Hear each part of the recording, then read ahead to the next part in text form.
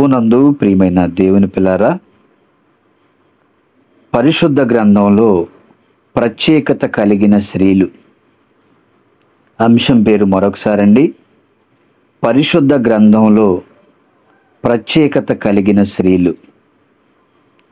మహాజ్ఞాన గ్రంథమైన బైబిల్లో ఎంతోమంది భక్తులు పురుషులలోనూ స్త్రీలలోనూ ఉన్నారు. పురుషులలో ప్రత్యేకత కలిగిన వారు ఉన్నారు, స్త్రీలలో కూడా ప్రత్యేకత కలిగిన వారు ఉన్నారు. స్త్రీలలో ఎలాంటి ప్రత్యేకతలు కలిగిన వారు ఉన్నారో కొంతమందిని గూర్చి దేవుడు రాయించిన మహాజ్ఞాన గ్రంథంలో ఆ స్త్రీలను గురించి మనం తెలుసుకుందామండి. దేవుడైన యెహోవా నేలమంటితో ఆదామును నిర్మించాడు. ఆదాముకు సాటి అయిన సహాయముగా అవ్వను నిర్మించి వారిద్దరిని ఏదేను అను తోటలో కాపలాగా ఉంచాడండి. ఆదాము లేని సమయంలో అవ్వ దగ్గరకు అపవాది సర్పము రూపంలో వచ్చి ఏమని ప్రశ్నిస్తుందో ఒక మాట చూద్దామండి. ఆదికాండము 3వ అధ్యాయము 1వ వచనాన్ని చూద్దామండి. ఆదికాండము 3వ అధ్యాయము 1వ వచనం. దేవుడైన యెహోవా చేసిన సమస్త భూజంతువులలో సర్పము యుక్తిగలదై ఉండెను. అది ఆ స్త్రీతో, ఇది నిజమా? ఈ తోట చెట్లలో దేని ఫలములనైనను మీరు తినకూడదు అని దేవుడు చెప్పెనా అని అడిగెను. దేవుడైన యెహోవా చేసిన సమస్త భూజంతువులలో సర్పము యుక్తి గలదై. యుక్తి అంటేనండి ఉపాయము కలిగినది, లేకపోతే తెలివి గలదండి. అది అనగా సర్పము ఆ స్త్రీతో, అవ్వతో మొట్టమొదటిగా ప్రశ్నతో ప్రారంభించిందండి. ఇది నిజమా అని ప్రశ్నించింది. రెండవదిగా కూడా అది కూడా ప్రశ్నేనండి. ఈ తోట చెట్లలో దేని ఫలములనైనను మీరు తినకూడదు అని దేవుడు చెప్పెనా అంటే అపవాది ప్రశ్నతో అవ్వమ్మని మరి అడిగినట్లుగా మనం చూస్తూ ఉన్నామండి. ఈ వచనాన్ని చదివిన అనేక మంది మన క్రైస్తవ సహోదరులు కూడా మొట్టమొదటిగా అపవాది అవ్వమ్మ దగ్గరికి వచ్చి ప్రశ్నించింది అని అనుకుంటున్నారండి. ఎందుకంటే దేవుడు పరిశుద్ధ గ్రంథంలో రాయించిన సంగతులన్నీ కూడా ఒకే చోట రాయించలేదండి. ఇచ్చట కొంచెము అచ్చట కొంచెము దేవుని జ్ఞానము మనకి వచ్చును అని దేవుడే పరిశుద్ధ గ్రంథాన్ని ఎలా చదవాలో మనకు రాయించాడు. అయితే ఈ వచనాన్ని చదివిన అనేక మంది మన క్రైస్తవులు కూడా మొట్టమొదటిగా అపవాది అవ్వ దగ్గరికే వచ్చింది అనుకుంటున్నారండి. కానీ ఆది కాండంలో రాయించినటువంటి మాట దేవుడు అపోస్తులైనటువంటి పౌలు గారితో మరి మొట్టమొదటిగా అపవాది ఎవరి దగ్గరికి వచ్చింది, ఎవరిని ప్రశ్నించింది అని మనం ఆలోచిస్తేనండి, తిమోతికి రాసిన మొదటి పత్రిక 2వ అధ్యాయము 14వ వచనాన్ని చూద్దామండి. తిమోతికి రాసిన మొదటి పత్రిక 2వ అధ్యాయము 14వ వచనం. మరియు ఆదాము మోసపరచబడలేదు గాని స్త్రీ మోసపరచబడి అపరాధములో పడెను. అంటే అపవాది మొట్టమొదటిగా ఆదాము గారిని ప్రశ్నించింది. కానీ ఆదాము గారు దేవుని కుమారుడు కాబట్టి అపవాది మాట ఆదాము గారు విననట్టుగా మనకు అర్థమవుతుంది ఇక్కడ. మరియు ఆదాము మోసపరచబడలేదు కానీ స్త్రీ మోసపరచబడి అపరాధములో పడెను. అపరాధం అంటే తప్పు చేసిందండి, నేరం చేసింది, నేరంలో పడిపోయింది, తప్పు చేసిందండి. ఉదాహరణకు మనం చూస్తే ఒక వ్యక్తి దొంగతనం చేసినప్పుడు అపరాధి అవుతాడు. ఒక విద్యార్థి పరీక్షలో కాపీ కొట్టినప్పుడు అపరాధి అవుతాడండి. ఒక వ్యక్తి మద్యం సేవించి వాహనం నడిపినప్పుడు అపరాధి అవుతాడు. అలాగే అవ్వమ్మ గారు కూడా ఏం చేసింది అంటే దేవుడు చెప్పినటువంటి మాటను వినకుండా అపరాధములో పడెను. ఈ ఆదికాండంలో రాయబడిన ఈ వచనాన్ని చూసి మొట్టమొదటిగా మన క్రైస్తవ సేవకులు కూడా, ఈనాడు చాలామందికి తెలియదండి, మొట్టమొదటిగా అపవాది అవ్వ దగ్గరికే వచ్చింది అనుకుంటున్నారు. కానీ మరి తిమోతికి రాసినటువంటి పత్రికలో ఆ విషయాన్ని చూసిన తర్వాత నిజమే కదా, మొదటిగా ఆదాము గారి దగ్గరికి వచ్చింది, తర్వాత అవ్వమ్మ గారిని ప్రశ్నించింది అనేటువంటి విషయాన్ని కొత్తగా కూడా ఇప్పుడు కొంతమంది మన సహోదరులు తెలుసుకుంటూ ఉన్నారండి. దేవుడైన యెహోవా చేసిన సమస్త భూ జంతువులలో అంటున్నాడండి, సర్పము యుక్తిగలదై ఉండెను, అది ఆ స్త్రీతో ఇది నిజమా? మొట్టమొదటి ప్రశ్న అండి, ఇది నిజమా? ఈ తోట చెట్లలో దేని ఫలములనైనను మీరు తినకూడదు అని దేవుడు చెప్పానా? ఇది రెండవ ప్రశ్నని అడిగిందండి.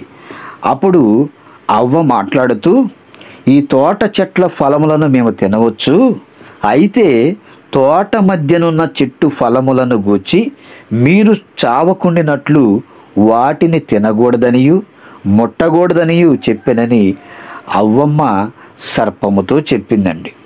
అందుకు సర్పం ఏమంటుందో చూడండి, మీరు చావనే చావరు, వాటిని తిను దినమున మీ కన్నులు తెరవబడిననియు. ఏమంటే అప్పటికీ వారికి కన్నులు ఉన్నాయి, కానీ కన్నులు తెరవబడిననియు మీరు మంచి చెడ్డలను ఎరిగిన వారై. అప్పటి వరకు వారికి మంచి చెడ్డలు ఏమీ తెలియవు. కాబట్టి మంచి చెడ్డలను ఎరిగిన వారై దేవతల వలె ఉంటారని దేవునికి తెలుసు అని అపవాది అవ్వతో చెప్పిందండి. తరువాత ఆ వృక్షము, ఆ పండును మరి ఎప్పుడు కూడా ఆ వృక్షాన్ని అవ్వమ్మ చూస్తూనే ఉంది, ఆ పండును కూడా అవ్వమ్మ చూస్తూనే ఉందండి. అపవాది చెప్పిన తర్వాత అవ్వమ్మకు ఆ పండు, ఆ చెట్టు ఎలా కనిపించిందో మరొక మాట చూద్దాం. చూడండి, ఆదికాండము 3వ అధ్యాయము 6వ వచనాన్ని చూద్దామండి.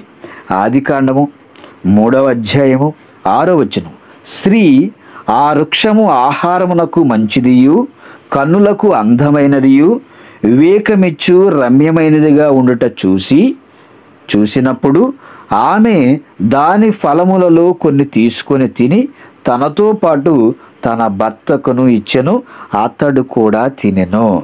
ఏమండి, ఆదాము అవ్వ ప్రతిరోజు కూడండి ఏదెను తోటలో చక్కగా వాళ్ళు తిరుగుతూ ఉన్నారు. వాళ్ళకి ఆకలైనప్పుడు ఏదో ఒక పండును కోసుకొని చక్కగా వాళ్ళు తింటూ ఉన్నారండి. అయితే దేవుడు చెప్పినటువంటి ఒక ఆజ్ఞ, ఆ మంచి చెడు తెలివినిచ్చే వృక్ష ఫలాల చెట్టును వాళ్ళు ప్రతిరోజు చూస్తూనే ఉన్నారు. కానీ ఎప్పుడు కూడా మరి ఆ పండు కోసుకొని తినాలి అనేటువంటి ఆలోచన వాళ్ళకి రాలేదండి. అపవాది వచ్చి ప్రశ్నించిన తర్వాతే అవ్వమ్మ గారిలో కోరిక అనేది పుట్టుకొచ్చింది. అందుకనే స్త్రీ ఆ వృక్షము ఆహారమునకు మంచిది, అంతవరకు చూస్తూనే ఉంది కదండి ఆ చెట్టు, అప్పటి వరకు ఆ వృక్షము ఆహారమునకు మంచిదిగా ఉంటుందని ఆమెకు తెలీదా? అప్పటి వరకు ఆమెకు తెలియదండి. కన్నులకు అందమైనది, అప్పటి వరకు చూస్తూనే ఉందండి. అప్పటి వరకు అందంగా కనిపించినటువంటి ఆ పండు మరి సర్పము ప్రశ్నించిన తర్వాతే అందంగా కనిపిస్తూ ఉందండి. వివేకమిచ్చు రమ్యమైనదిగా ఉండుట చూసినప్పుడు ఆమె దాని ఫలములలో కొన్ని తీసుకొని తిని తనతో పాటు తన భర్తకును ఇచ్చెను, అతడు కూడా తినెను. ఏమండి, మరి ఆ ఫలాలను కొన్ని తీసుకొని తినేటప్పుడైనా కనీసం దేవుడు మాకు ఒక ఆజ్ఞను ఇచ్చాడు, ఆ ఆజ్ఞను మేము మేరకుండా ఆ పండును తినకుండా ఉండాలి అని కనీస ఆలోచన కూడా లేకుండా అవ్వ తినేసి భర్తకు కూడా కొన్ని ఫలాలను తీసుకొచ్చి ఇవ్వటం జరిగిందండి. మరి ఆదాము గారు కూడా తిన్నాడు. అంటే అపవాది అవ్వమ్మకు ఏమి చూపించింది అంటే మొట్టమొదటిగా లోకంలో ఉన్నటువంటి శరీరాశ. అంటే ఆహారమునకు మంచిది, శరీరానికి ఆహారం అవసరం కదండి. కాబట్టి మొట్టమొదటిగా శరీరాశను చూయించింది. తర్వాత అండి కన్నులకు అందమైనది అంటే నేత్రాశను కూడా చూయించిందండి. తర్వాత అండి వివేకం ఇచ్చు రమ్యమైనదిగా ఉండటంటే ఏమంటే జీవపు డంబమును కూడా చూపించింది. అంటే ఈ లోకములో ఉన్న శరీరాశ, నేత్రాశ, జీవపు డంబము ఇవి తండ్రి వలన పుట్టినవి కావు, అవి లోక సంబంధమైనటువంటివి అనే విషయం మనకు తెలుసండి. కానీ అప్పటి వరకు ఆ వృక్ష ఫలాలు తిన్న తర్వాత సర్పమును దేవుడు శపించాడు. ఆ తర్వాత అవ్వను శపించడం జరిగిందండి. ఆదాము గారిని కూడా శపించడం జరిగింది. దేవుడు ఏదైతే ఒక ఆజ్ఞ పెట్టాడో ఆ ఆజ్ఞను అతిక్రమించినప్పుడు, ఆజ్ఞను అతిక్రమించేలా చేసినందుకు అపవాదిని దేవుడు శపించాడు. ఆ పండు తిన్నందుకు అవ్వమ్మగారిని, ఆదాము గారిని కూడా దేవుడు శపించాడండి. ఏమని శపించాడో మరొక మాట చూద్దాం. చూడండి, ఆదికాండము 3వ అధ్యాయము 16వ వచనాన్ని చూద్దామండి. ఆదికాండము 3వ అధ్యాయము 16వ వచనం, ఆయన స్త్రీతో నీ ప్రయాసమును నీ గర్భ వేదనను నేను మిక్కిలి హెచ్చించెదను, వేదనతో పిల్లలను కందువు, నీ భర్త ఎడల నీకు వాంఛ కలుగును, నీ భర్త ఎడల నీకు వాంఛ కలుగును, అతడు నిన్ను ఏలునని చెప్పెను. ఏమండి, అవ్వ జీవము గల ప్రతి వానికి కూడా తల్లి అని మనం చదువుకుంటామండి. అయితే ఈ పండు తిన్న తర్వాత మరి అవ్వమ్మ గారిని దేవుడు శపించాడు.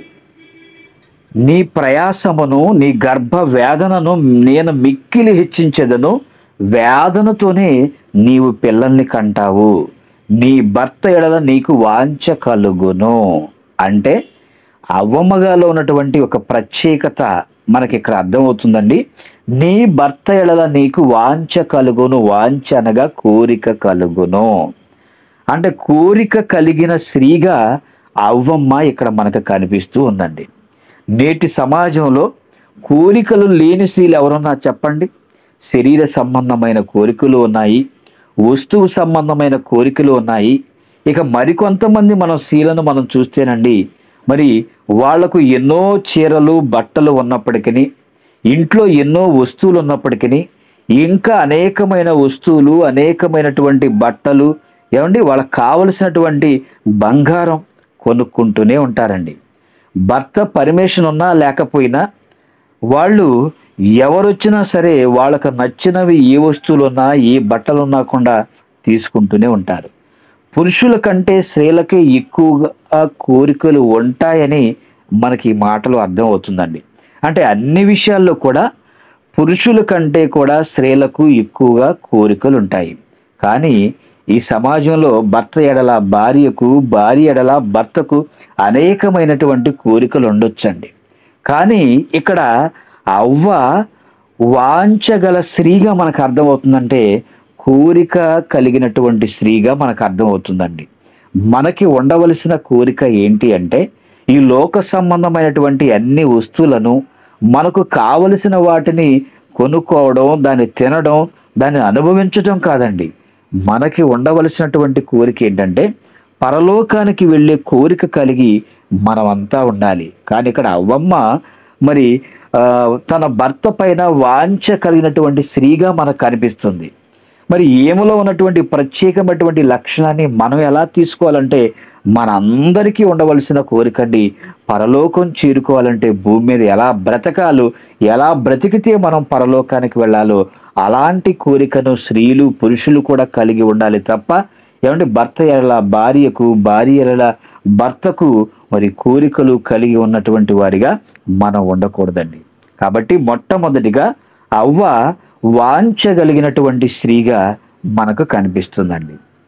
ఇక రెండవ స్త్రీ రూతు గురించి మనం ఆలోచిస్తే, నయోమి పెనిమిటి అయినటువంటి ఎలీమెలెకు చనిపోయిన తర్వాత ఆమెయు ఆమె ఇద్దరు కుమారులు మరి మిగిలి ఉండటం జరిగిందండి.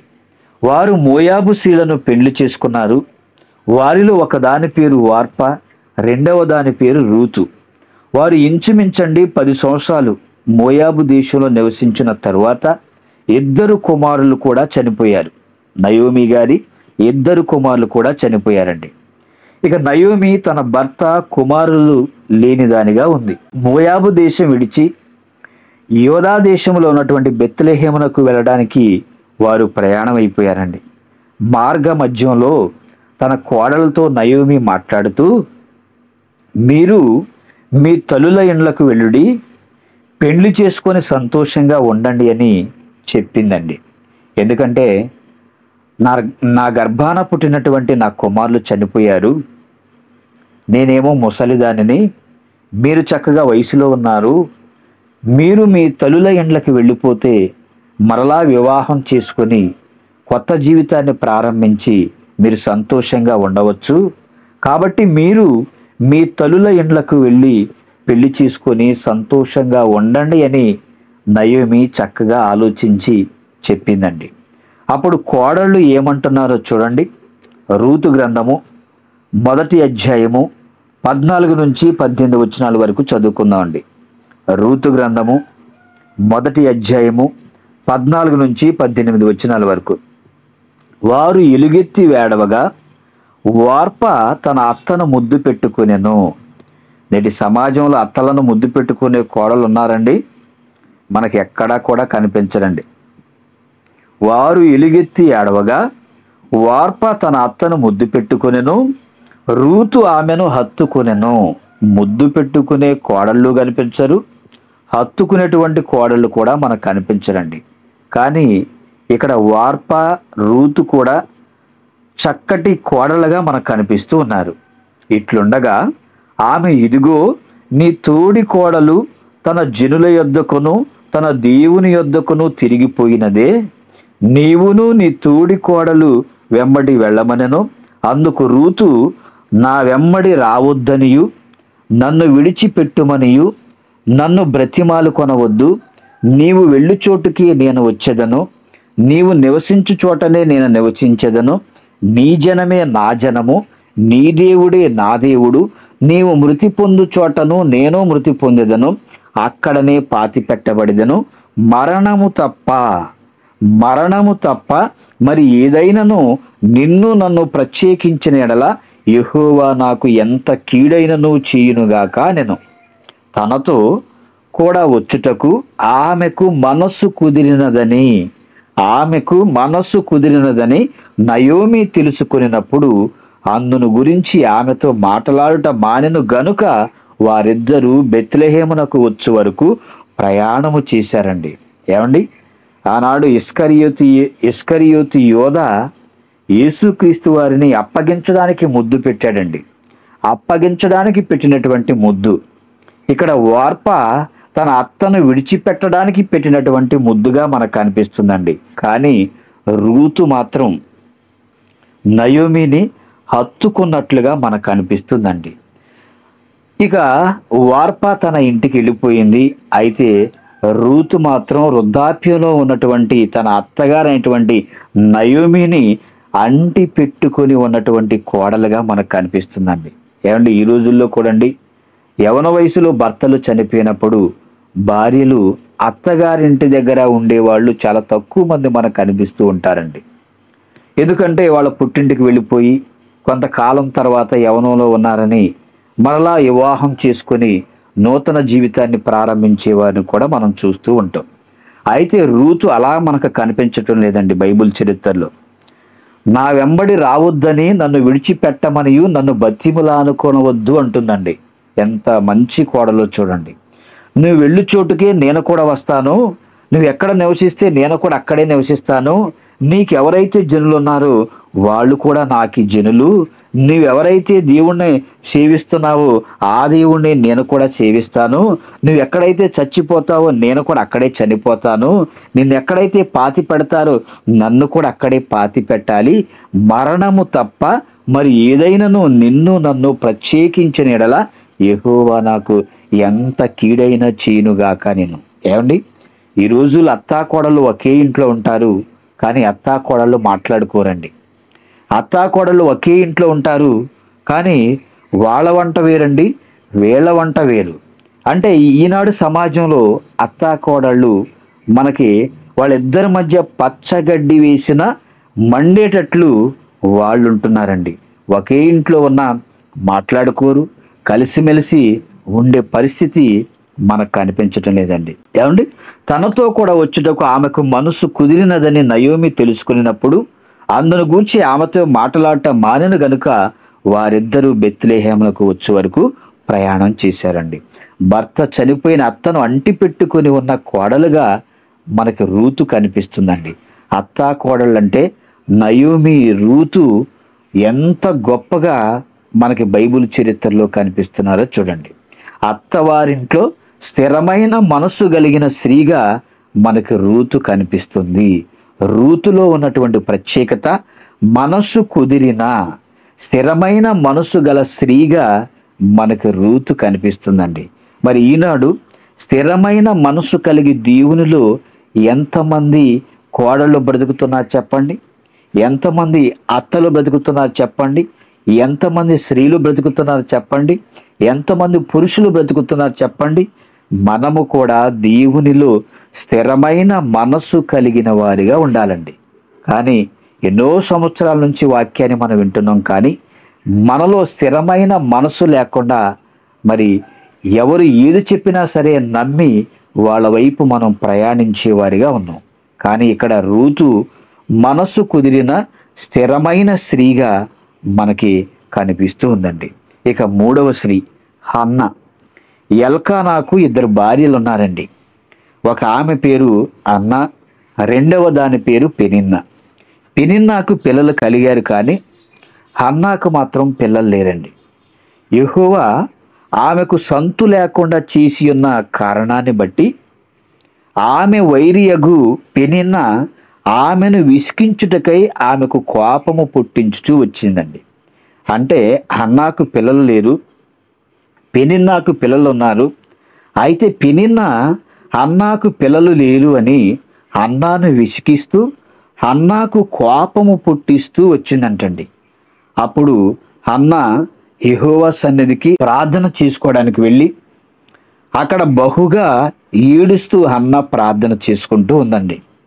నీ సేవకురాలైన నాకు ఒక మగపిల్లను దయచేసిన ఎడల వాడు బ్రతుకు దినములన్నీ నేను వారిని నీకు అప్పగింతునని దేవునికి మొక్కుబడి చేసుకుందండి అన్న. అప్పుడు యెహోవా అన్నాను జ్ఞాపకం చేసుకున్నప్పుడు మరి దేవునికి తను మొరపెట్టుకున్నట్లుగా ఒక చక్కటి కుమారుని ఇవ్వటం మనం చూస్తూ ఉన్నామండి. సమూయేలు మొదటి గ్రంథము 1వ అధ్యాయము 20వ వచనాన్ని చూద్దామండి. సమూయేలు మొదటి గ్రంథము 1వ అధ్యాయము 20వ వచనం. గనుక హన్నా గర్భము ధరించి దినములు నిండినప్పుడు ఒక కుమారుని కని నేను యెహోవాకు మ్రొక్కుకొని వీనిని అడిగితిననుకొని వానికి సమూయేలు అని పేరు పెట్టెను. ఏమండి, హన్నా గర్భము ధరించింది, దేవునికి మొక్కుకుంది. దేవుడు ఆమె మనవి విని ఆమెకు గర్భాన్ని ఇచ్చాడండి. ఆ దినములు నిండిన తర్వాత ఒక కుమారుని కన్నది. కుమారుని కన్న తర్వాత అండి యెహోవాకు మొక్కుకొని నేను వీనిని అడిగి తిని కాబట్టి దేవుడు నాకు ఇచ్చాడని అతనికి సమూయేలు అని పేరు పెట్టానండి. 27, 28 వచనాలు కూడా చూస్తే ఈ బిడ్డను దయచేయమని యెహోవాతో నేను చేసిన మనవిని ఆయన నాకు అనుగ్రహించెను, కాబట్టి నేను ఆ బిడ్డను యెహోవాకు ప్రతిష్ఠించుచున్నాను. తాను బ్రతుకు దినములన్నిటను వాడు యెహోవాకు ప్రతిష్ఠితుడని చెప్పాను. అప్పుడు వాడు యెహోవాకు అక్కడనే మ్రొక్కెను. అంటే అన్న తనకు కుమారుడు కావాలని బహుగా దుఃఖించి దేవుణ్ణి అడిగిందండి. దేవుడు ఆమె మొరవిని చక్కగా ఒక మంచి మగబిడ్డను దయచేశాడు. మరి ఇచ్చిన మాటను నెరవేర్చుకునేటువంటి తల్లిగా ఉండాలి కదండి. కాబట్టి హన్నా కూడా మాట ఇచ్చి నెరవేర్చిన మాదిరి కలిగినటువంటి తల్లిగా తనలో ఉన్న ప్రత్యేకత మనకు కనిపిస్తూ ఉందండి. మనం పిల్లలు లేకపోతే ఎన్నో హాస్పిటల్స్ తిరుగుతామండి, కానీ దేవుని యందు సంపూర్ణమైనటువంటి విశ్వాసం మనకు ఉండదు. దేవుడు ఇచ్చిన వారిని దేవుని కోసం పెంచక, ఏమంటే పిల్లలు లేనప్పుడు దేవుణ్ణి మనం అడిగినప్పుడు దేవుడు మనవి విని మనకి పిల్లల్ని బహుమతులుగా ప్రసాదించినప్పుడు అండి వారిని దేవుని కోసం పెంచక ఉద్యోగం సంపాదనని మన స్వార్థం కోసం అండి మనం మన పిల్లల్ని పెంచుతూ ఉన్నాం. కానీ దేవుని కోసం పెంచేటువంటి తల్లిదండ్రులు ఎంతమంది ఉన్నారు చెప్పండి సమాజంలో? ఏమండి, దేవుని పనికి మనం అప్పగించమండి. కానీ మరి అన్న మొరపెట్టుకుంది, చక్కగా ఒక మంచి కుమారుని దేవుడిచ్చాడు, మరలా తీసుకొచ్చి దేవునికి ప్రతిష్ఠించుకున్నట్లుగా మనం చూస్తూ ఉన్నామండి. అన్న వలె మనం కూడా మాదిరి కలిగినటువంటి తల్లులుగా సమాజంలో ఉన్నామా? ఏమన్నా అలా లేకపోతేనండి, మనకు కూడా గర్భఫలం లేకపోతే సమాజం మనల్ని ఏ విధంగా నిందించిందో, ఎన్నో అవమానాలను మనం ఎదుర్కొని తర్వాత గర్భఫలాలను పొందుకున్న వారు అనేక మంది కనిపిస్తూ ఉన్నారండి. ఇప్పటికి కూడా గర్భఫలాలు లేక సమాజం చేత దూషించబడుతున్న వారు అనేక మంది ఉన్నారండి. ఏమంటే గర్భఫలాలను దేవుడు మనకి ఇచ్చినప్పుడు అండి, మనము కూడా మరి మన పిల్లలను దేవుని కొరకు పెంచేవారుగా ఉండాలి. అంటే హన్నా మాట ఇచ్చి నెరవేర్చిన మాదిరి కలిగినటువంటి తల్లిగా మనకు కనిపిస్తుంది. మనం కూడా అండి మాదిరి కలిగిన తల్లులుగా తండ్రులుగా సమాజంలో మనం ఉండాలి. ఇక 4వ స్త్రీగా షునేమీరాలండి. షునేమీరాలు.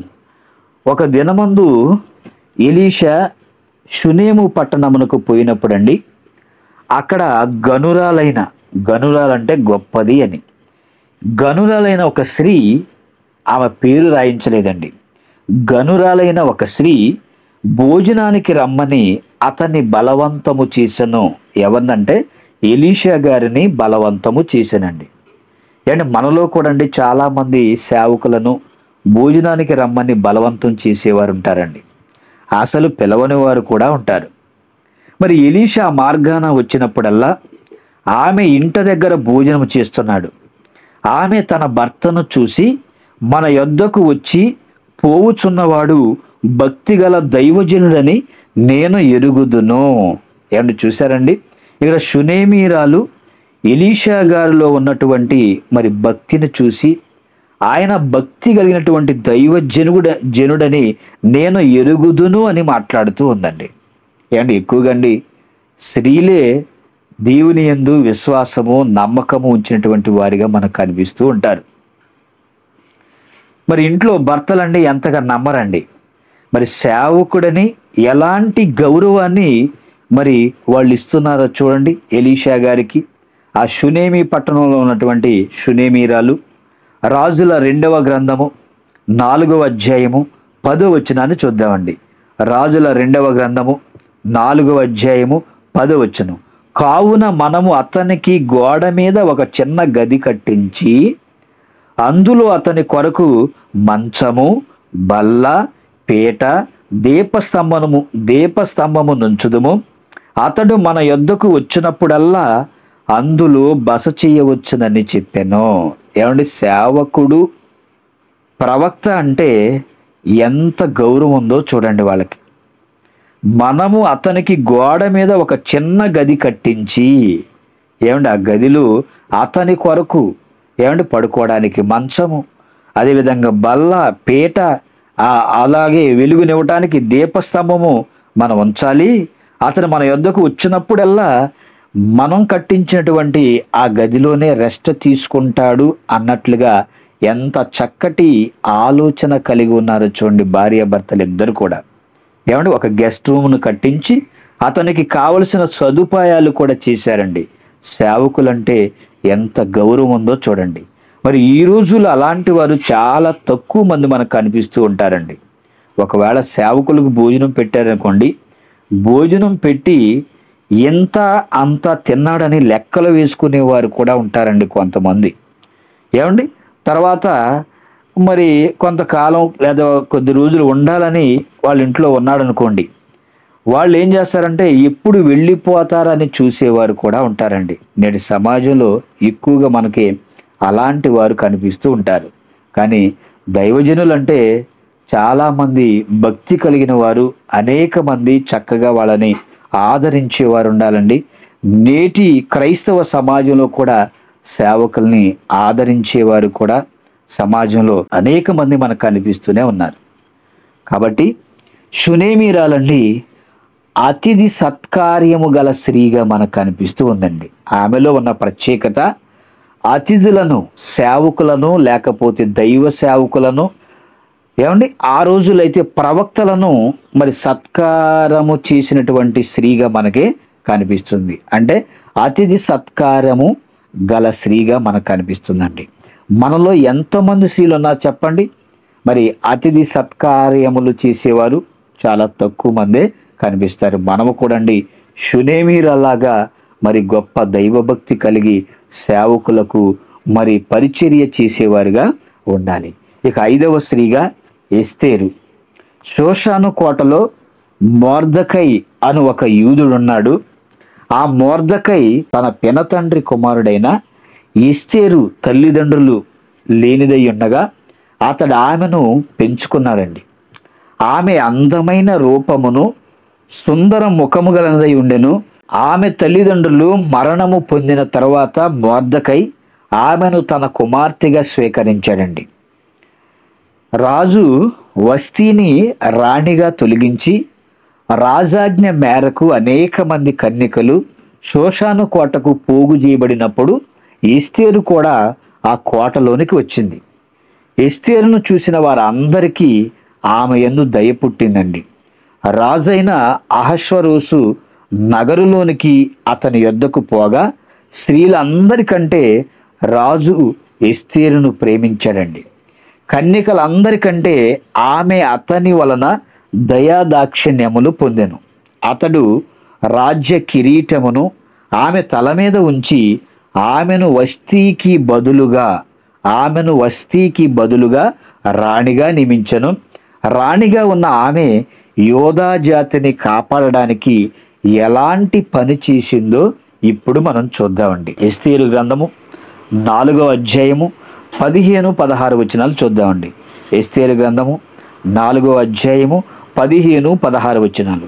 అప్పుడు ఎస్తేరు మొర్దెకైతో మరలా ఇట్లనెను, నీవు పోయి షోషాను నందు కనబడిన యూదులందరినీ సమాజ మందిరమునకు సమకూర్చి నా నిమిత్తము ఉపవాసముండి 3 దినములు అన్నపానములు చేయకుండుడి. నేనును నా పనిగత్తెలను కూడా ఉపవాసముందుము. ప్రవేశించుట న్యాయ వ్యతిరిక్తముగా నున్నను. నేను రాజునొద్దకు ప్రవేశించుదును. నేను నశించెదను. అటువలనే మొర్దెకై బయలుదేరి ఎస్తేరు తనకు ఆజ్ఞాపించినదంతటి ప్రకారము జరిగించెను. ఏమండి, అక్కడ ఉన్నటువంటి హామాను కుట్ర పన్ని యూదులందరినీ కూడా చంపించాలి అనుకున్నాడండి. అప్పుడు ఈ మొర్దెకై అదేవిధంగా ఎస్తేరు కూడా మరి తమ జాతిని కాపాడటం కోసం మరి ఎంతగానో శ్రమిస్తున్నట్లుగా, ఎంతగానో ఆలోచన కలిగి ఉన్నవారిగా మనకి ఈ సందర్భంలో కనిపిస్తూ ఉన్నారండి. ఈ సందర్భంలో మరి యేసుక్రీస్తు వారు భూమి మీదకు శరీరధారిగా రావాలి అంటే యోధా గోత్రం అనేది నిలబడాలి. దానికోసం తన ప్రాణాన్ని కూడా లెక్క చేయకుండా రాజు దగ్గరకు వెళ్ళడానికి సిద్ధపడిపోయిందండి ఎస్తేరు. ఎందుకంటే నేను నశించిపోయినా పర్వాలేదు, రాజుగారు నన్ను పిలవకపోయినా సరే నేను రాజుగారి సముఖానికి వెళ్ళిపోతాను, కాబట్టి మీరు నా కొరకు ప్రార్థన చేయండి, నేను తర్వాత వస్తాను రాను అని మరి మొర్దెకైకి చెప్పి మన జాతి అందరికీ కూడా చెప్పి మీరు ప్రత్యేకించి ఉపవాసం ఉండి మరి ప్రార్థనలు చేస్తూ కూడా ఉండండి అని మనకి ఎస్తేరు చెప్తూ ఉన్నట్లుగా మనకు చూస్తూ ఉన్నామండి. అయితే ఇక రాజుగారి తన వంతు రాకపోయినా సరే, ఎందుకంటే తమ జాతిని రక్షించుకోవాలంటే హామాను పనినటువంటి కుట్రను మరి రాజుగారికి తెలియచేసి మరి తమ జాతిని రక్షించుకోవడం కోసం మరి తనను తాను మరి ఏమైపోయినా పర్వాలేదు అన్నట్లుగా మరి సిద్ధపడిపోయిందండి. అంటే ఎస్తేరు యోధా జాతిని కాపాడటం కోసం తనను తాను త్యాగము చేసుకున్నటువంటి స్త్రీగా ఆమెలో ఉన్న ఒక ప్రత్యేకత మనకు కనిపిస్తూ ఉందండి. యోధా జాతిని కాపాడటం కోసం త్యాగము చేసుకున్నటువంటి స్త్రీగా మనకు కనిపిస్తుంది. మరి మనమండి దేవుని కోసం త్యాగం చేసేవారిగా ఉన్నామా? మన సమయాన్ని, మన రక్తాన్ని, మన ధనాన్ని, ఏమండి ప్రతిదాన్ని కూడా దేవుని కోసం మనం కూడా త్యాగం చేసేవారిగా ఉన్నామా? మన సహోదరుల నిమిత్తం ప్రాణం పెట్టడానికి, అనేక మంది నశించిపోతున్న వారికి వాక్యం చెప్పడానికండి మనం అనేక ప్రాంతాలకు వెళ్ళి అనేక మందికి వాక్యాన్ని ప్రకటిస్తూ కొద్ది మందినైనా దేవుని వైపుకు నడిపించేవారిగా, మనకున్న ధనాన్ని సమయాన్ని ఖర్చు పెట్టేవారిగా మనం ఉన్నామా? మరి ఎస్తేరండి జాతిని, యోధా జాతిని కాపాడటం కోసం త్యాగం చేస్తున్నటువంటి స్త్రీగా మనకు కనిపిస్తుందండి. ఇక మరొక స్త్రీ చూద్దాం, చూడండి. గబ్రియేలును దేవదూత అండి 6వ నెలలో గలిలియలోని నజరేతు అనేటువంటి ఊరిలో దావీదు వంశస్థుడైన యోసేపును ఒక పురుషునికి ప్రదానము చేయబడిన కన్యక యొద్దకు దేవుని చేత పంపబడెను. గబ్రియేలు దేవదూత మరి మరియ తల్లి దగ్గరికి రావటం మనం చూస్తున్నామండి. ఆ కన్యక పేరు మరియా. దూత లోపలికి వచ్చి ఆమెను చూసి, దయాప్రాప్తురాలా, నీకు శుభము, ప్రభువు నీకు తోడై ఉన్నాడని చెప్పెను. ఆమె ఆ మాటకు బహుగా తొందరపడి ఈ శుభవచనమేమిటో అని ఆలోచించుకొనుచుండగా దూత ఏమని చెప్పిందో మరియ తల్లి గారితో చూద్దాం, చూడండి. లూకాసు వార్త 1వ అధ్యాయము 30వ వచనం నుంచి చూద్దామండి. లూకాసు వార్త 1వ అధ్యాయము 30వ వచనం. మరియా, భయపడకము, దేవుని వలన నీవు కృప పొందితివి. ఇదిగో నీవు గర్భము ధరించి కుమారుని కని ఆయనకు యేసు అని పేరు పెట్టుదువు. ఆయన గొప్పవాడై సర్వోన్నతుని కుమారుడనబడును. ప్రభువైన దేవుడు ఆయన తండ్రి అయిన దావీదు సింహాసనమును ఆయనకిచ్చును. ఏమండి, ఇక్కడ మరియ తల్లి గారులో ఉన్నటువంటి ప్రత్యేకత మనకి దేవుని చేత ఎన్నుకోబడిన స్త్రీగా మనకు కనిపిస్తుందండి. దయ పొందిన స్త్రీగా మనకు కనిపిస్తుంది. కృప పొందిన స్త్రీగా మనకు కనిపిస్తుందండి. పరిశుద్ధ స్త్రీగా మనకు కనిపిస్తుంది. ఆశీర్వదింపబడిన స్త్రీగా కూడా కనిపిస్తుందండి. ఈమెలో ఎన్నో గొప్ప లక్షణాలు, గొప్ప ప్రత్యేకతలు ఉన్నట్టుగా కూడా మనం చూస్తూ ఉన్నామండి. దేవుని చేత ఎన్నుకోబడటం అంటే ఎంత గొప్ప విషయం చూడండి. ఆ కాలంలో ఎంతోమంది కన్యకలు ఉన్నారు. అందరినీ దేవుడు చూసినప్పుడండి మరి ఒక పరిశుద్ధమైన కన్యకగా మరియ తల్లి గారు కనిపిస్తూ ఉన్నారు. దేవుని చేత దయ పొందుకుంది, దేవుని వల్ల కృప పొందుకుంది, దేవుని వల్ల ఆశీర్వదింపబడినటువంటి స్త్రీగా మరియ తల్లి గారు మనకు కనిపిస్తున్నారండి. పాపపు లోకంలో పరిశుద్ధంగా తన కన్యత్వాన్ని కాపాడుకున్న గొప్ప స్త్రీగా మరియ తల్లి గారు కనిపిస్తూ ఉన్నారు. ఏమండి, దేవుడు ఆనాడు ఉన్నటువంటి వారందరినీ, ఆ ప్రజలందరినీ చూసినప్పుడు తన ప్రియ కుమారుని తన గర్భం ద్వారా ఈ లోకానికి పంపించడానికి ఏర్పరచుకున్న స్త్రీ మరియ తల్లి మనకు కనిపిస్తున్నారండి. మనం కూడా అండి ఈ లోకంలో బ్రతుకుతూ ఉన్నప్పుడు పాపపు లోకంలో పాపాన్ని అంటించుకొనకుండా పరిశుద్ధత కలిగి మనం క్రైస్తవులుగా బ్రతకాలండి. ఏమండి, పరిశుద్ధత కలిగి జీవించేవారిగా మనం ఉండాలి. అంటే 6వ స్త్రీగా మరియ తల్లి గారు దేవుని చేత మరి ఎన్నుకోబడిన స్త్రీగా, దయ పొందిన స్త్రీగా, పరిశుద్ధ స్త్రీగా, ఆశీర్వదించబడిన స్త్రీగా ఆమెలో ఉన్నటువంటి ప్రత్యేకత మనకు కనిపిస్తుంది. ఇక 7వ స్త్రీని చూద్దాం, చూడండి. ఎలిజబెత్. యోదయ దేశపు రాజైన హేరోదు దినములలో అబియా తరగతిలో ఉన్న జకర్యా అను ఒక యాజకుడు, అతని భార్య అహరోను కుమార్తెలలో ఒకతే. ఆమె పేరు ఎలిజబెత్ అండి. మరి ఎలిజబెత్ గొడ్రాలై ఉన్నప్పుడు వారికి పిల్లలు లేరండి. వారిద్దరు కూడా, జకర్యా ఎలిజబెత్లు ఇద్దరు కూడా బహువృద్ధులుగా ఉన్నప్పుడు ప్రభు దూత జకర్యాకు ప్రత్యక్షమై, నీవు భయపడకుము, నీ ప్రార్థన వినబడినది, నీ భార్య ఎలిజబెత్ నీకు కుమారుని కనును, అతనికి యోహాను అని పేరు పెట్టుదు అని చెప్పాను. ఎలిజబెత్ అండి తన వృద్ధాప్యమందు ఒక కుమారుని గర్భము ధరించినది. ఆమెకు ఇది 6వ మాసము. మరియ తల్లి ఎలిజబెత్ దగ్గరకు వచ్చండి మరి ఏమని మాట్లాడుతుందో చూద్దాం, చూడండి. మరియ తల్లి ఎలిజబెత్ దగ్గరికి వచ్చి ఏమి మాట్లాడుతుందో చూద్దాం. లూకాసు వార్త 1వ అధ్యాయము 39వ వచనం నుంచి చూద్దామండి. లూకాసు వార్త 1వ అధ్యాయము 39వ వచనం నుంచి. ఆ దినముల యందు మరియ లేచి యోధా ప్రదేశములోని కొండసీమలోనున్న ఒక ఊరికి త్వరగా వెళ్ళి జకరియా ఇంటిలో ప్రవేశించి ఎలిజబెత్కు వందనము చేసెను. ఎలిజబెత్ మరియ యొక్క వందన వచనము వినగానే ఆమె గర్భములో శిశువు గంతులు వేచెను. అంతటా ఎలిజబెత్ పరిశుద్ధాత్మతో నిండుకొనినదై బిగ్గరగా ఇట్లనెను, స్త్రీలలో నీవు ఆశీర్వదింపబడిన దానవు, నీ గర్భఫలమును ఆశీర్వదింపబడును. నా ప్రభువు తల్లి నా యొద్దకు వచ్చుట నాకెలాగు ప్రాప్తించెను అని పరిశుద్ధాత్మ ప్రేరణతో మాట్లాడినట్లుగా ఎలిజబెత్ను మనం చూస్తూ ఉన్నామండి. అంటే ఎలిజబెత్ అండి తనను తాను తగ్గించుకొని ఇతరుల పట్ల గౌరవము, వినయము, విధేయత కలిగిన స్త్రీగా మనకు కనిపిస్తూ ఉందండి. ఏంటి మరియ తల్లి గారు లోపలికి వచ్చి ఏమండి ఆమెకు వందనము చెప్పగానేనండి మరి ఎలిజబెత్ గారి గర్భంలో ఉన్నటువంటి మరి శిశువు గంతులు వేసినట్లుగా మనం చూస్తున్నామండి. క్రైస్తవులుగా మనం కూడా అండి తగ్గింపు స్వభావాన్ని కలిగి వినయము, విధేయత, గౌరవము కలిగండి మనం బ్రతకాలండి. అంటే ఎలిజబెత్ గారిలో ఉన్నటువంటి ప్రత్యేకత తనను తాను తగ్గించుకొని ఇతరుల పట్ల గౌరవాన్ని, వినయాన్ని, విధేయతను, ప్రేమను ఏమండి చూపినటువంటి స్త్రీగా మనకు కనిపిస్తుందండి. ఇక 8వ స్త్రీ చూద్దాం చూడండి. మార్త. మరియా మార్త అక్క చెల్లెలండి. వారి సహోదరుడు లాజరు. వారి గ్రామం బేతానియా. మరి యేసుక్రీస్తు వారి గ్రామం వచ్చినప్పుడండి మార్త క్రీస్తును తన ఇంట చేర్చుకొని ఏమని మాట్లాడుతుందో చూడండి. లూకా సువార్త 10వ అధ్యాయము 39 నుంచి చూద్దామండి. లూకా సువార్త 10వ అధ్యాయము 39 నుంచి. ఆమెకు మరియాను సహోదరి ఉండెను. ఈమె యేసు పాదముల యొద్ద కూర్చుండి ఆయన బోధ వినుచుండెను. మార్త విస్తారమైన పని పెట్టుకున్న చేత తొందరపడి ఆయన యొద్దకు వచ్చి, ప్రభువా, నేను ఒంటరిగా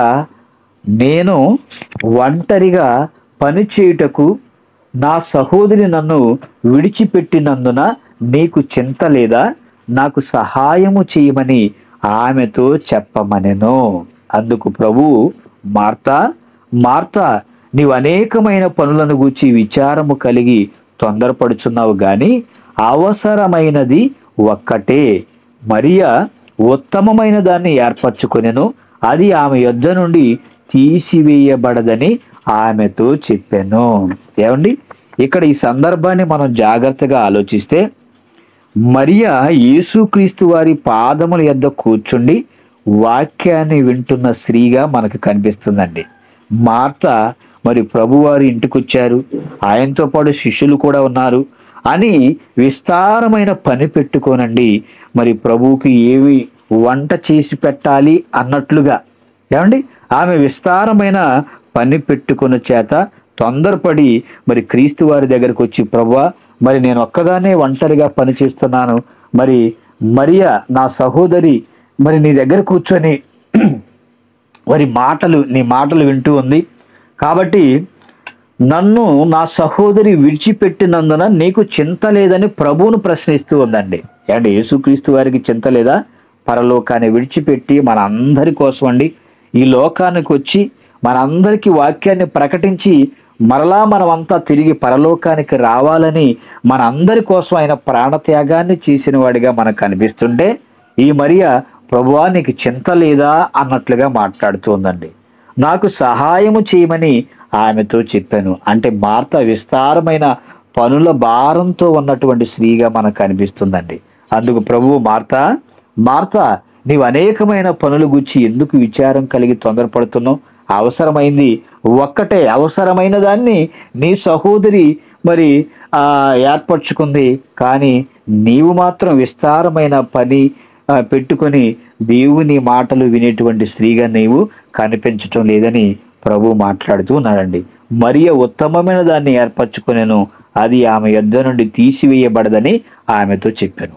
అంటే ఇక్కడ మార్త చింతించు స్త్రీగా మనకు కనిపిస్తుందండి. ఏమండి ఎందుకంటే పనుల భారంతో నేను ఒక్కదాన్నే చేయాలా?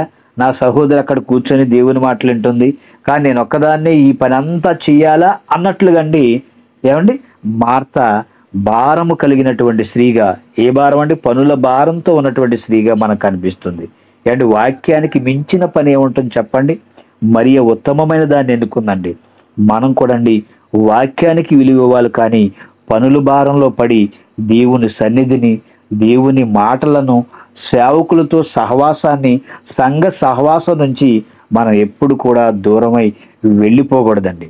ఏమండి, మార్త వలె మనం కూడా సమాజంలో అనేకమైనటువంటి ఉద్యోగాల పనిలో పడిపోయి దేవుణ్ణి దూరం చేసుకుంటున్నామండి. కానీ మరియ వలె ఉత్తమమైనది, మన పరలోకానికి నడిపించేది వాక్యం. కాబట్టి వాక్యానికి విధేయులుగా మనం బ్రతకాలండి. కాబట్టి మార్త ఏమో చింతించు స్త్రీగా మనకు కనిపిస్తుందండి. మరి ఏమో చక్కగా ఉత్తమమైన దేవుని మాటలను ఎన్నుకున్న స్త్రీగా మనకు కనిపిస్తుందండి. ఆ సందర్భంలో చూస్తే 9వదిగండి, సమరయ స్త్రీ తన కుమారుడైన యేసేపుకు ఇచ్చిన భూమి దగ్గరనున్న సమరయలోని సుకారను ఒక ఊరికి వచ్చెను. అక్కడ యాకోబు బావి ఉండెను గనుక యేసు ప్రయాణము వలన అలసి ఉన్న రీతినే ఆ బావి యొద్ద కూర్చుండెను. అప్పుడు సమయం మధ్యాహ్నం 12 గంటలు అవుతుందండి. సమరయ స్త్రీ ఒకటి నీళ్లు చేదుకుంటూ అక్కడికి రాగా, యేసు నాకు దాహమునకిమ్మని ఆమెను అడిగాడు. అడిగినప్పుడు సమరయ స్త్రీకి యేసుక్రీస్తు వారికి మధ్య సంభాషణ, ఎలాంటి సంభాషణ మనం చూస్తూ ఉన్నామండి. మరి వారి మధ్య కొన్ని మాటలు జరిగిన తర్వాత ఆ వాక్యాన్ని, అంటే క్రీస్తు వారు చెప్పినటువంటి మాటలు విన్న తర్వాత అండి, మరి ఆ సమరయ స్త్రీ తన కొండను అక్కడ విడిచిపెట్టి తన పట్టణానికి వెళ్ళిపోయి అనేక మందికి ప్రభువును గూర్చినటువంటి మాటలు తెలియచేసి వారిలో కొద్ది మందిని ప్రభువు దగ్గరకు నడిపించేటువంటి స్త్రీగా మనకు కనిపిస్తుందండి. యోహాను సువార్త 4వ అధ్యాయము 41-42 వచనాలు చూద్దామండి. యోహాను సువార్త 4వ అధ్యాయము 41-42 వచనాలు.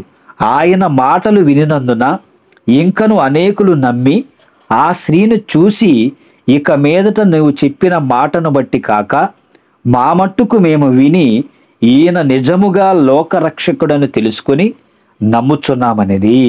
ఏమండి, యేసుక్రీస్తు వారు సమరయ స్త్రీతో మరి తన జీవితం గురించి మాట్లాడినప్పుడు మరి తాను ఇతనే మెస్సియా అని తెలుసుకుంది, ఇతనే లోకరక్షకుడని తెలుసుకుంది.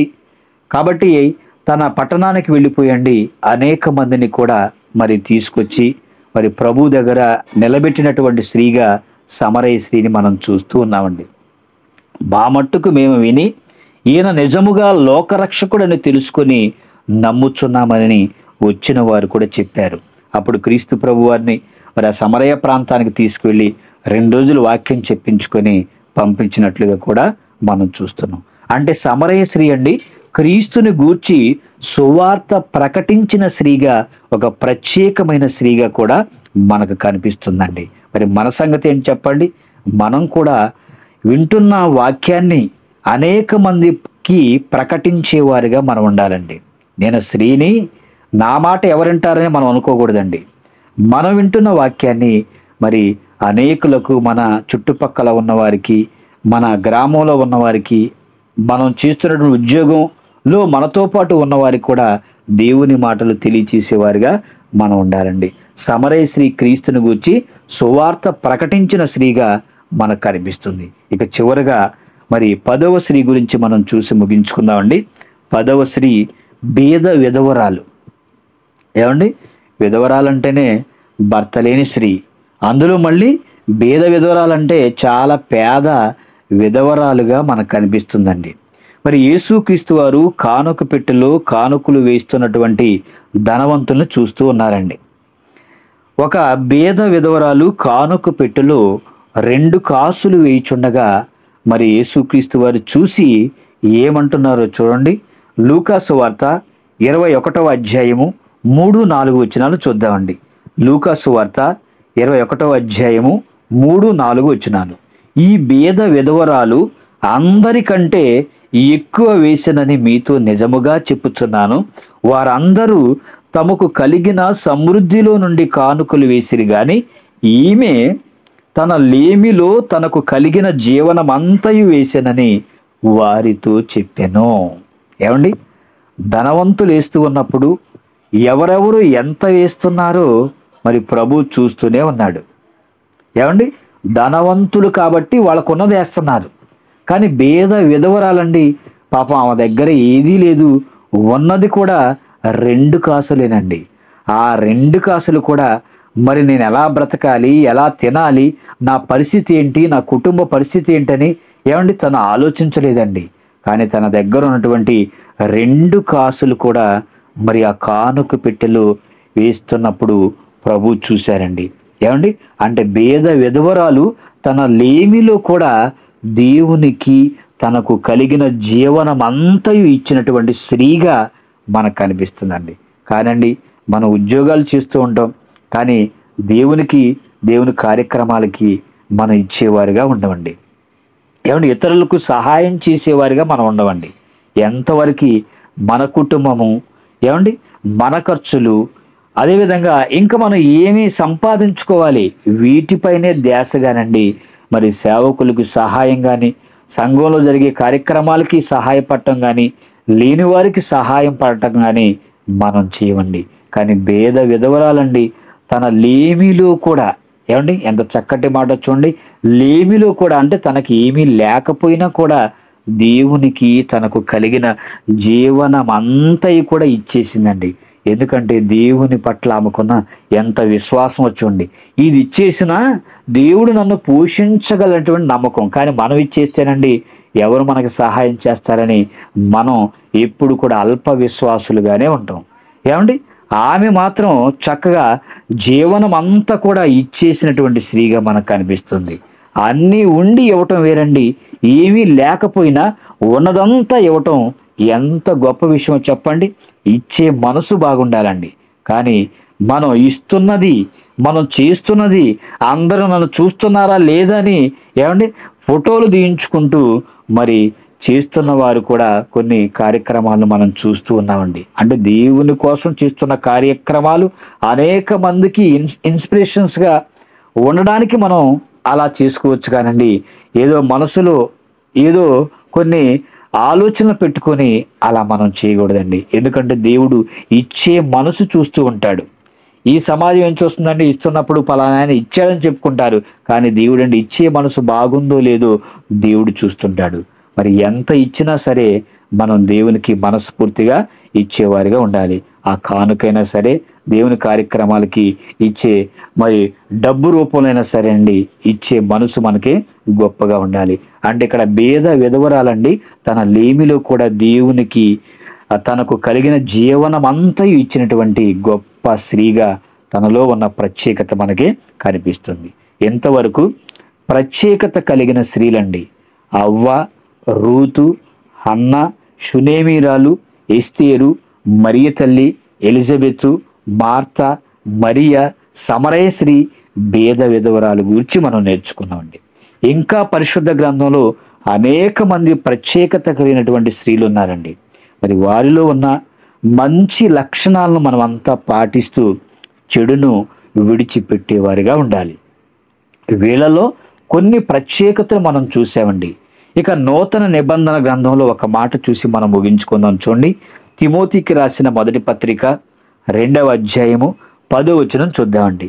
తిమోతికి రాసిన మొదటి పత్రిక 2వ అధ్యాయము 10వ వచనం, దైవభక్తి గలవారమని చెప్పుకొని స్త్రీలకు తగినట్టుగా సత్క్రియల చేత తమ్మును తాము అలంకరించుకొనవలెను. నేను భక్తి గలన దానిని అని చెప్పుకుంటే ఉపయోగం చెప్పండి. నీ భక్తి ఎలా ఉండాలంటే దిక్కులేని పిల్లలను ఆదరించేవారిగా ఉండాలి, విధవరాండ్రను పరామర్శించేవారిగా ఉండాలి. అలా చేస్తూ ఈ లోక మాలిన్యాన్ని మనం అంటించుకొనకుండా మన భక్తిని కొనసాగించేవారిగా ఉండాలండి. అంటే దైవభక్తి గలవారమని చెప్పుకొని స్త్రీలకు తగినట్లుగా, అంటే చాలామంది స్త్రీలు దైవభక్తి కలిగిన వారు మనం పరిశుద్ధ గ్రంథంలో చూస్తాం. వాళ్లకు మనం తగినట్లుగా సత్క్రియల చేత తమ్మును తాము అలంకరించుకోవాలండి. ఏమంటే వాక్యాన్ని మన హృదయంలో మనం కలిగి ఉంటేనండి, ఆ వాక్యంతో మనం బ్రతుకుతూ ఉన్నప్పుడు మన ఆలోచనలు, మన ప్రవర్తన అన్నీ కూడా దైవ సంబంధంగానే ఉంటాయి. కాబట్టి దైవభక్తి గలవారమని చెప్పుకుంటే సరిపోదండి. అలా దైవభక్తిగా బ్రతికిన స్త్రీలను మనం మాదిరిగా పెట్టుకొని సత్క్రియల చేత మనల్ని మనం అలంకరించుకోవాలండి, స్త్రీలైనా సరే పురుషులైనా సరే. కాబట్టి ప్రియమైన దేవుని పిల్లారా, పరిశుద్ధ గ్రంథంలో ప్రత్యేకత కలిగిన స్త్రీలు ఎందరో ఉన్నారు. వారిలో కొంతమందిని మీ ముందు ఉంచడం జరిగింది. కాబట్టి మనం కూడా దేవునికి త్యాగం చేసేవారిగా, దేవునికి ఇచ్చేవారిగా, దేవుని కొరకు మరి వాక్యాన్ని ప్రకటించేవారిగా, పరలోకానికి మరి వెళ్ళాలనేటువంటి కోరిక కలిగిన వారిగా, ఈ లోక సంబంధమైన కోరికలను కలిగి ఉండకుండా పరలోకానికి మరి వెళ్ళాలనేటువంటి కోరిక కలిగిన వారిగా మనమంతా ఉండాలని కోరుకుంటూ ఈ నా మాటలు ముగిస్తున్నాను.